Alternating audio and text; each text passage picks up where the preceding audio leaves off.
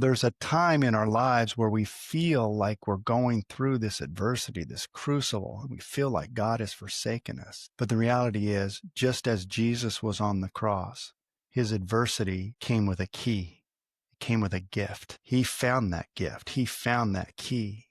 And the key was, Father, forgive them, for they know not what they do. And so for me, I had to really wrestle with that and look at the man who murdered my son and say, Father, forgive him, for he knows not what he does. And it was at that moment of being able to truly forgive the unforgivable, is where you find purpose and meaning in life. Welcome to another episode of Threads of Enlightenment.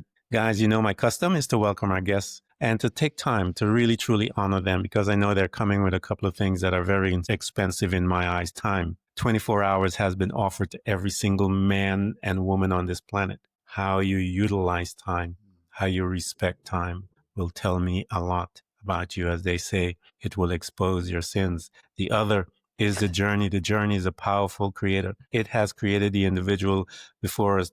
We have Rick. We have Captain Rick here, and he has gone through this journey, if you will, and it has deposited some stuff in him, and we want access to that stuff and his wisdom, his knowledge, and insight. We want to thank you so much, Captain, for coming to Threads of Enlightenment to present you and your wisdom with us. Thank you so much. Thank you for having me, Ken. I appreciate it. It is an honor, man. I asked this question to everyone, as I mentioned, and the question is so that the audience will understand the value of who they are. You need to stop being selfish, I tell people. Get on your journey, learn who you are, and then become a servant.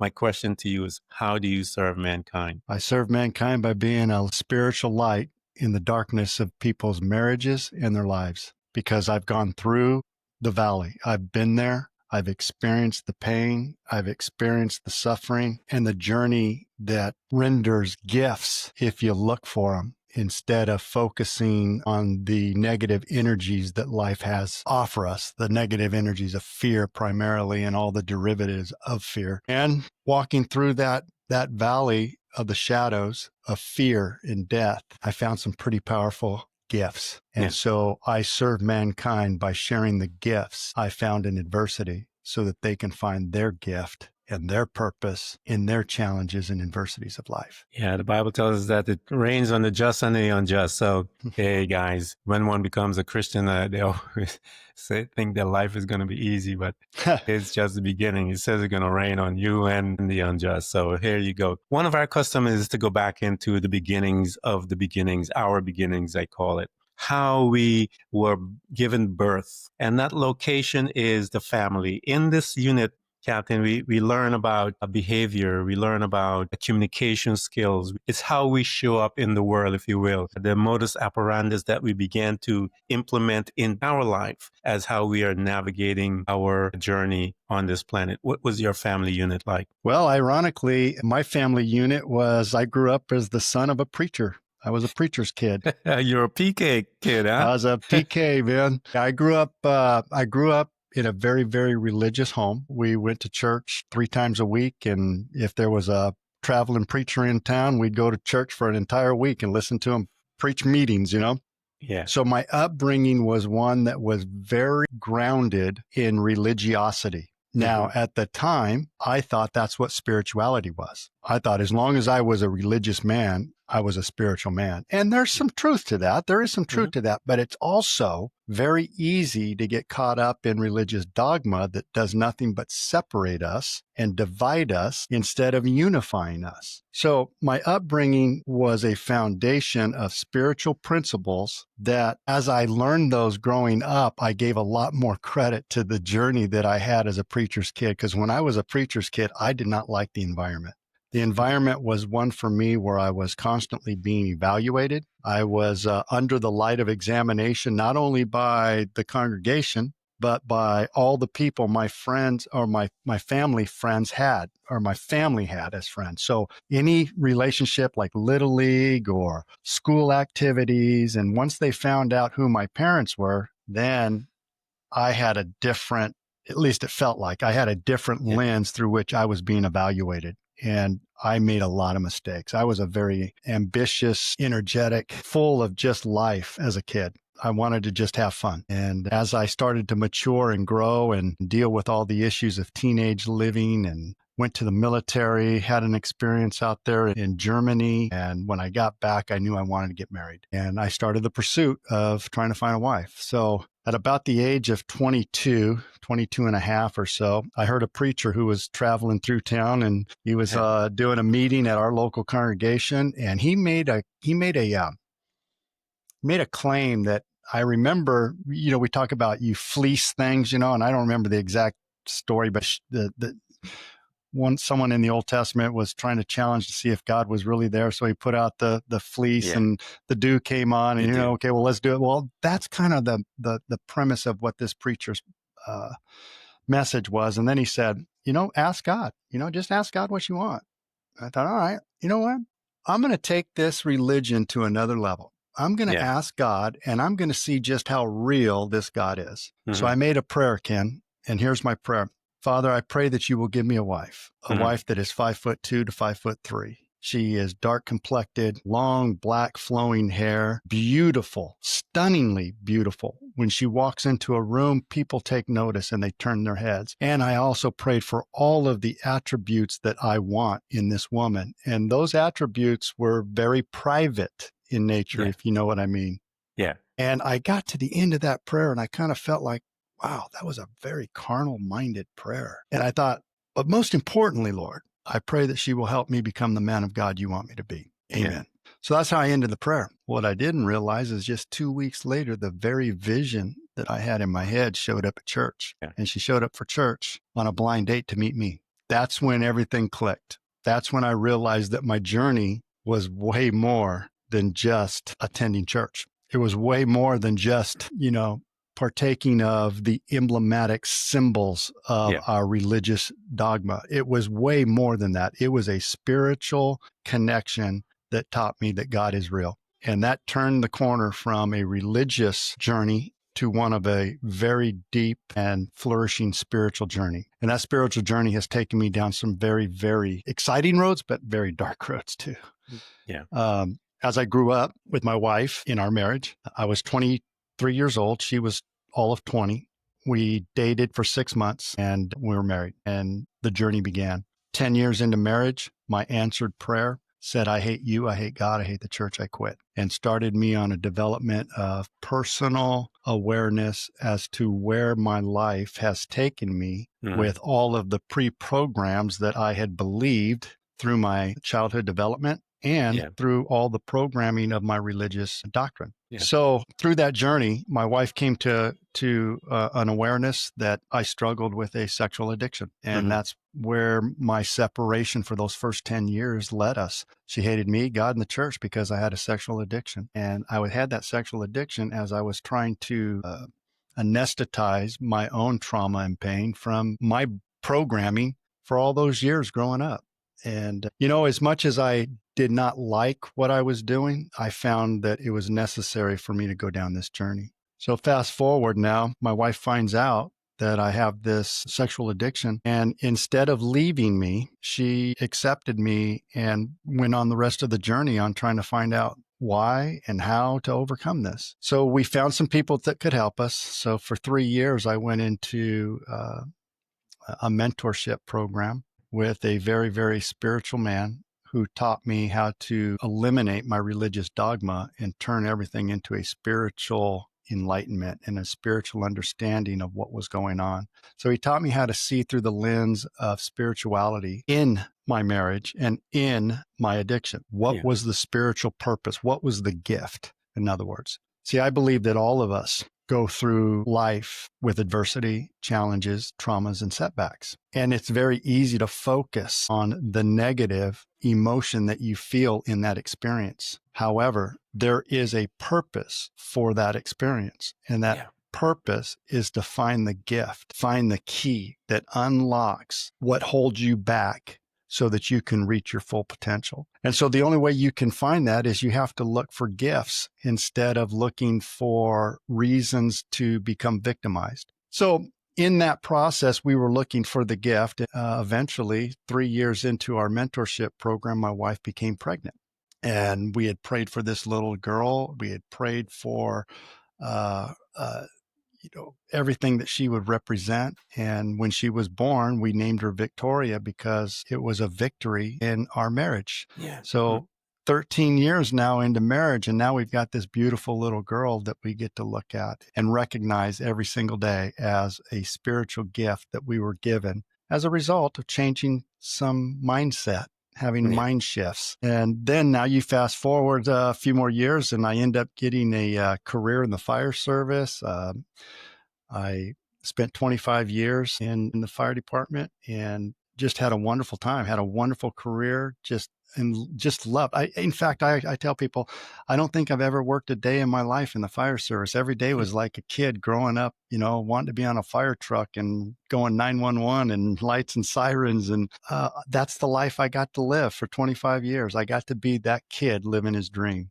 Yeah. And then after COVID hit in 2020, our department was trying to figure out a way to cut the budget and survive. I worked for the city of Anaheim in California, and Disneyland, which is primarily, I would say, right around 60% of the budgetary commitments that we have were coming from Disneyland. I mean, Disneyland was the economic engine of our city. And when they shut down, our city had to change course a little bit. And so they asked guys if they were willing to have a golden handshake and move. And I said, absolutely, I'm ready. And the reason I was ready, Ken, was this. I spent the last 10 years of my career as the union president. And not the last 10 years, but the last 10 years of my career was in the union. And then the last 5 years of it, or 4, I was the union president. But before all that started, just before I got onto the union and just before I started my service to our membership, my son was brutally murdered. And when he was murdered, it kind of threw our family in a totally different direction. And in that direction that we were headed, I didn't know if I was going to be able to survive. And I know my wife was having such a struggle that rather than me grieve, I just turned all my attention to my wife, trying to figure out, this woman has had such a difficult time with me in the first 10 years of our marriage. And now here we are in our 3rd decade of marriage, and she's suffering the loss of our son. And it was traumatic. So I spent all my time trying to just focus in on her well-being. And at the same time, I got nominated as a board member. And then the next year I was nominated as the president. I spent the next several years doing that. So it kind of pushed me away from having to really think and deal and grieve. Yeah. Then when COVID hit and I got the golden handshake, I moved to Nashville, Tennessee, and retired. And 5 months after retiring, I fell and broke my neck and was left paralyzed from the chest down. And had to learn how to walk again. I had to learn how to feed myself. I had to learn how to do everything all over again. And fortunately, I had my wife, who was a nurse, was able to help create an environment for me where healing was very inspirational. I mean, my hospital room was filled with wonderful healing music. The smells were that of essential oils. My wife was constantly there as my confidant, as my protector, as my healer. She was there overseeing and took charge of my healing. And then on top of that, I had a bunch of folks from the fire service kept showing up. They flew all the way out from California to Nashville, Tennessee to help with my healing and my home and all that. And it was just so full of love. It was just so full of the experience of, well, I'll just share it like this. One of my nurses came to me and said, I don't know who you are or where you came from, but I can tell you this, you are a loved man. She said, I've got people here that are in rehab who have family that live no more than 30 minutes away, and I never see them. And here you are, a man nearly 2,000 miles away from your home where you grew up, and you have a career in the fire service, and all these firefighters are coming out to see you. You have to be a loved man. I can't see anybody traveling that far. And I had people in my room every single day for the entire 2.5 months I was in the hospital. I had somebody from my department who was loving on me, helping me, sharing things with my wife, helping her around the house, all the things that you would think of. And it made me feel like I had a purpose. Yeah. However, Ken, when I got home and it was just me with my own thoughts, I started to become victimized by my circumstance. I couldn't walk the way I used to walk. I couldn't, my hands were numb. I just couldn't hold things. I kept dropping them. And it became so frustrating that I got to the place where I didn't even know if I could live anymore. I just didn't even want to do it. I just thought, man, God, why? Why Mm. have you put me through this? It's just not fair. I mean, Yeah. I start my feast burying my oldest son, and I end my feast with a broken neck and unable to walk. And I just kept thinking, why? It's so unfair. I thought I was doing so much, and I thought my spirituality was growing in just a fantastic way. And this isn't the time that I'll get into that, but I mean, I really felt God was speaking to me. I heard his voice. I was following him. I was having some adventures that just blew my mind as I Yeah. walked out and stepped in faith. And then all this stuff happened to me, and my entire life came crashing down. You know, I wonder how many of your listeners have ever felt like their life has just crashed in on them, that there's no hope, that circumstances have become so bad that they just feel like there's no answer out. There's no way out of it. And that's how I felt. I felt like God was not on my side anymore. I felt abandoned. I felt like Jesus when he was on the cross. He said, my God, why have you forsaken me? I Yeah. felt forsaken by God. And I just decided I just didn't know if I could live anymore. And so as I sat there with those thoughts, I felt useless. I felt pitiful. I felt cowardly. I felt angry and bitter and resentful. I mean, I had all these emotions running through me. And then I heard a guy speak on personal development. Hmm. And one of the things that he walked us through in this personal development was, what are the emotions that you on a consistent basis? Well, the emotions I was feeling on a consistent basis was one of being useless. I felt like I had no value anymore. I felt like, man, everything's been stripped from me. My career is gone at my choice. I chose that. I mean, I retired, Yeah. but I had a lot of identity in my career. My son was gone. He was murdered. So I didn't have, I mean, it was just all this baggage of remembering the past. And I felt pitiful. I felt useless. And so he asked me if I would be willing to share that emotion with him and the group that we were with. And I said, sure. So I went up there and I shared all that with him. And then he said, do you think I'm useless? And I said, of course not. You're up on stage, you're helping people, you're helping them transform their minds. Of course you're not useless. And he said, I was just curious because you seem to put a lot of emphasis on your body being what it used to be in order for you to have value. Hmm. Now, this young man that spoke those words to me had no legs. He had one arm, and he was born that way, one of like 10 or 11 children in 1996. Wow. And all of them had died except for him and one other person, I believe. And his name is Nick Santanastasso. And Nick started to pull me out of the depressive state and gave me purpose and gave me something to look for again that challenged me. It really challenged me. And so I started to look at life a little bit different again. I started to tweak it again. I started to look at life as more of as a learning place that we go. It's more of an educational classroom, if you will, or to put it in weightlifting terms, the adversities are the weight room for muscle, Yeah. except we are building emotional intelligence. And it's through emotional intelligence, it's through understanding the purpose and how our emotion plays into life is where we find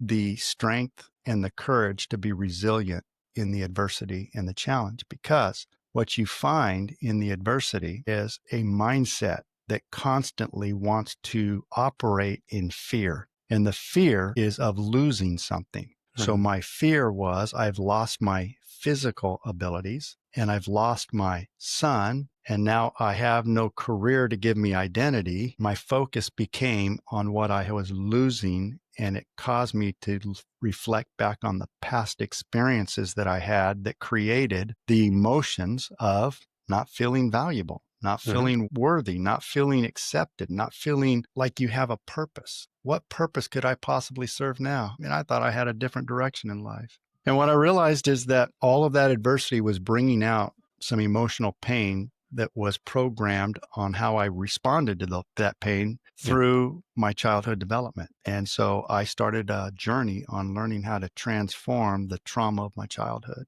learning how to, not that my childhood was bad, but nonetheless, we still have experiences that we interpret in a certain fashion when we're young, and those interpretations of what's happening to us get embedded in our brain path, our neurological pathway, so that gets stored in our body somewhere in our nervous system. And so now every time we have an experience that's similar, the subconscious programs of our youth come up and they really run the program of our life. 5%, 5% of our mind is conscious awareness. 95% of our mind is unconscious or subconscious programs. I mean, we don't think about our heartbeat. We don't think about our breath. We don't think about our cellular makeups. We don't think about our blood flow. We don't think about anything that goes on the inside of this temple. We think nothing of it. We also don't think much about how we respond or react to things in life due to the programs that we were embedded in us and how we interpreted our youth. Well, remember, I came up as a preacher's kid, so I had a lot of different interpretations of how I navigated life. I had to hide a lot because the things I was doing was not appropriate with who my family was. So I developed this sense of being able to hide. I developed this sense of being able to escape the reality of what I disliked. And in that escape, I turned to pornography, and it nearly destroyed me. So coming out of that, I had to learn how to take the same principles and the same tools that I was able to navigate away from the pornography lifestyle, actually, it was way more than pornography. I wish it was just pornography. I mean, my lifestyle went down and it even involved hookers and strip clubs and adultery and all that stuff. I mean, it was hideous in my mind, and the betrayal that I caused my wife. So now let's fast forward to where now I'm starting to figure, wow, man, this has all been a journey for purpose. Okay, what's my purpose? And as I started to develop more with Nick and some other folks that I started to get in contact with, it became very prevalent to me that my journey had a purpose in order to help other people navigate their own darkness and their own shame and their own guilt and their own traumas that they tried to navigate every day. And in doing that, my wife and I have now realized that our journey is to help other men and women or couples navigate the incredible darkness that sometimes marriage can bring on a couple. Yeah. As you navigate with trauma, marriage is the one that reflects those traumas better than any other relationship. Yeah. So each one of us have our own traumas we bring. And, when we bring those things out through the avenue of speech, we'll say things like, you always do this. You never do that. I can't believe you did this. Why would you treat me like that? Why would you even feel like that? I don't think that way of you. Why do you think that? And we just start pointing the finger of blame at each other. Yeah. And the truth of the matter is that all of that finger pointing is nothing more than being triggered in the emotional baggage that you had to learn how to navigate when you were young. And so you learn this behavior. So rather than look at my wife and say, you, I realized that what she was doing was she was just repeating her traumatic experiences. And now I get to respond either with love or I can react with fear. And for many years, I used fear as a reaction tool so that justified what I was doing. Well, as we went down this journey and I started to realize just how critical I was becoming of life and of people and of situations and even my own wife, there was something that was nagging at me that I had to really resolve. A lot of that had to do with me just learning how to love myself for what I had done and then learning how to forgive myself. And in the process of learning that, it dawned on me there was a man that murdered my son, and I had all this resentment and bitterness and anger I was carrying with that. A month before I broke my neck, I was in Denver, Colorado with my daughter. She was moving into a new apartment, and I had a confrontation with her next door neighbor. And the confrontation was, I had the confrontation. My daughter had been having this conversation or confrontation with him for about a month, maybe 2 months. So as a dad living in California and she was in Colorado at the time, I couldn't take it. I said, man, this man, I got to do something. This man's going to hurt my daughter. So when I got out there, he confronted my wife and me. And I said, that's it. Let's go. And so I was ready to put this guy out. And he pulled a 9mm on me and pointed it at me. As he ran down the stairs, he racked around and got down the base, and he pointed at me, and I just stood there at the top of the stairs. And I says, "You don't have the guts to pull the trigger." And I just begged him to pull the trigger. "Please do me a favor. See what you got." He couldn't do it. Now I got home, and a month later I fall and break my neck. So there's a moral to this story. And the moral is this: sometimes our lives get out of control and we do things that can bring further damage to it. One of those things is when you operate in life with resentment and bitterness. The anger will cause you to do things that you normally wouldn't. I mean, normally I wouldn't stand in front of a 9mm and say, "Pull the trigger, man. I don't care." But I did that day because my bitterness and my resentment had gotten away from me.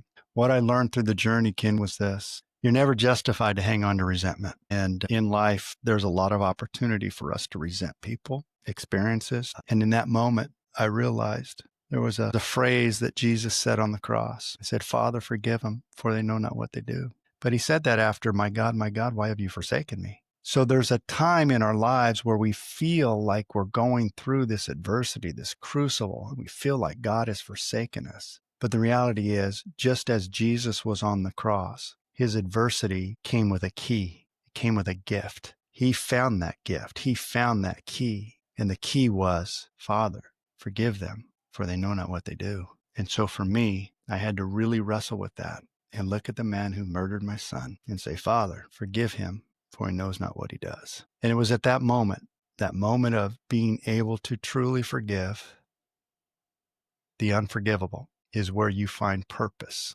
and meaning in life. It's when you can get to a place, as dark as it may feel, as dark as it may seem, as abandoned as you may experience the presence of God, if you will. Why have you forsaken me? It's in that moment of where it feels like you're forsaken that you find the true gift and purpose of life. And the true gift and purpose of life is to recognize that we're all guilty of the man who needs to be forgiven, for they know not what they do. I had to be forgiven for the betrayal and the hardship I put my wife through with my sexual addiction. Mm-hmm. And she loved me unconditionally through it.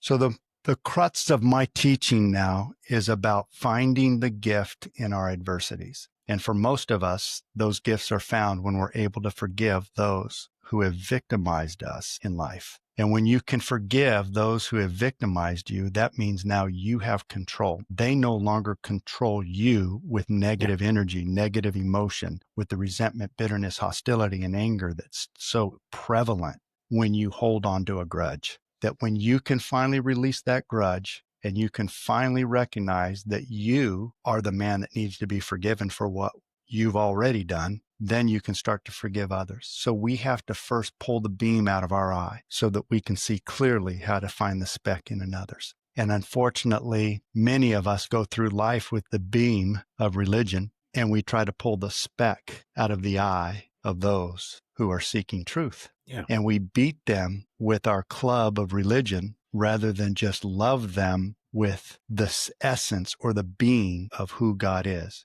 which is love. So that's kind of like the journey I've been on. I've been learning how to process all of the trauma and find the gifts and then turn those gifts into blessings and then navigate life, giving away the spiritual gifts of who God is. And the only way I can do that is just be a light. I don't have to go in there anymore and tell people, "Man, you need to hear, believe, repent, confess, be baptized. You got to go to this church. You got to meet here. You got to do." No, what you need to do is just sit with yourself and find out who your creator is, because he dwells in us. You have to know yourself. And in order to know yourself, you have to first learn to love yourself. Yeah. And if you can't love yourself, you cannot love your neighbor.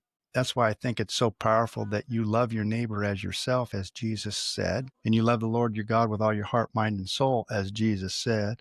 Well, the only way you can do that is you have to love yourself. And it's in the journey of learning to love yourself that you find your purpose. And the purpose is, now that you love yourself, go love your neighbor as yourself. Yeah, it is. The journey is, the Bible tells us that you can only comfort someone with the comfort that you have been comforted with.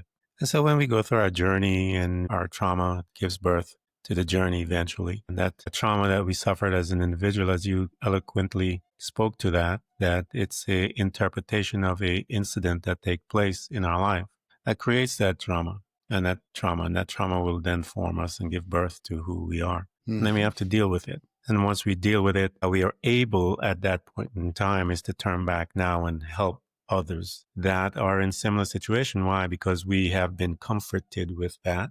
We're familiar with it. And there's a degree of faith, if you will, that when we speak on that particular subject, that we are carrying the Bible puts it this way, a certain anointing, if you will, certain power that comes from us when we are in that arena. Because why? We have lived it and we have come out, we have gained victory over it. And when we have gained victory over it, we can really speak to it. And that individual that is hearing will recognize the power and the authority by which we are speaking because we've been there. And so when we are at that point, that's when we see an effective work being done, because then we're not working on hearsay.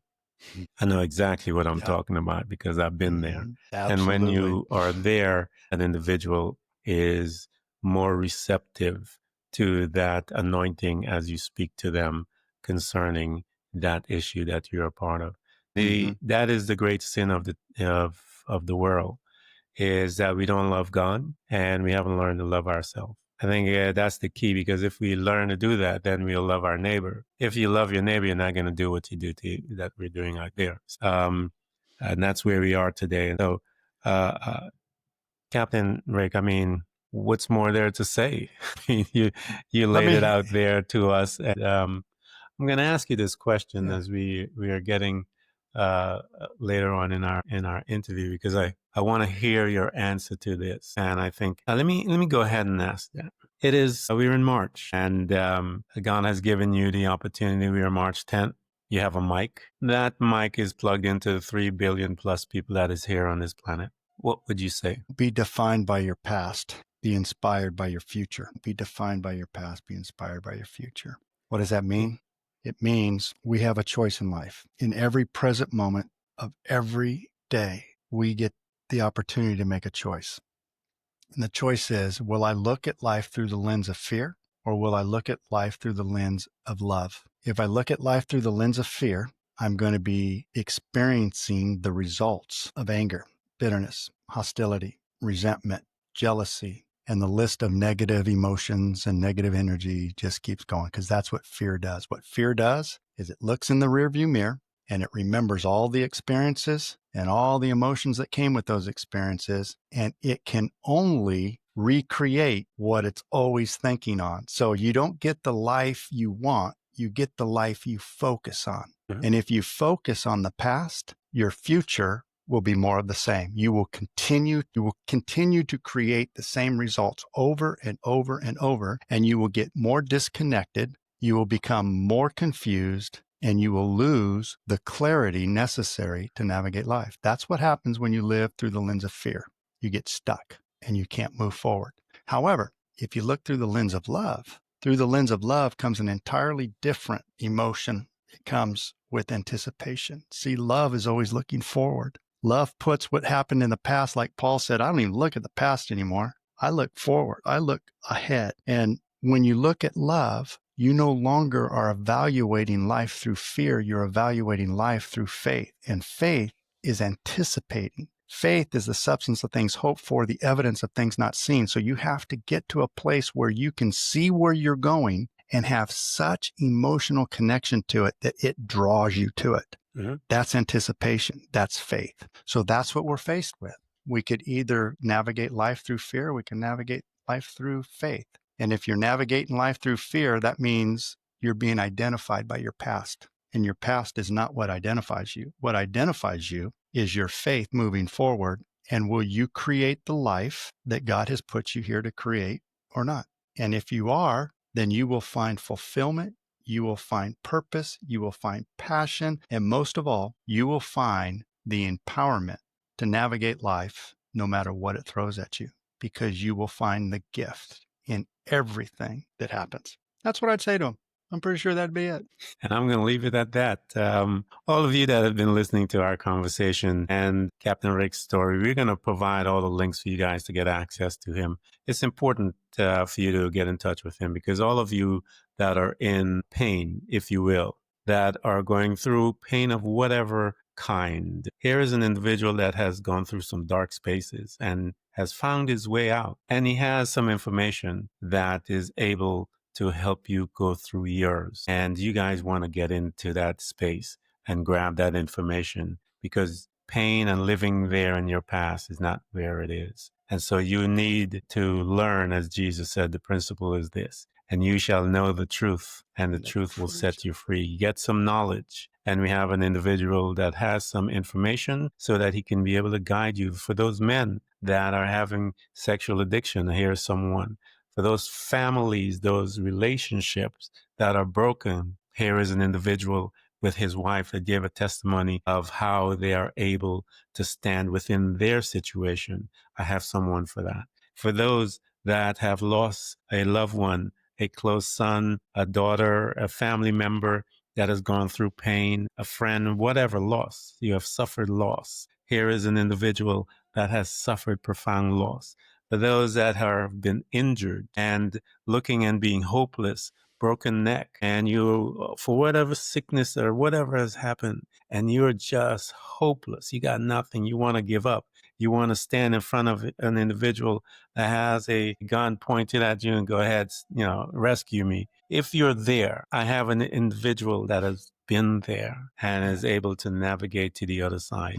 We're going to provide everything for you guys to get in touch with Captain Rick so that he can help you to navigate your pain. Captain Rick, thank you so much for coming to Threads of Enlightenment. Thank you, Ken. Thank you for having me, and thank you for what you're doing in this space of really helping people transform their lives through their adversities. I appreciate it. Thank you so much. Thanks for tuning in to Threads of Enlightenment with Ken Primus. Hopefully you're now feeling more empowered to overcome the challenges in your life, whatever they may be. Share that inspiration with others by telling them about this podcast, rating it, and of course, remember to subscribe so you don't miss a single episode. For more connection, you can find us on Facebook and Instagram by searching for Threads of Enlightenment. Until next time, stay enlightened.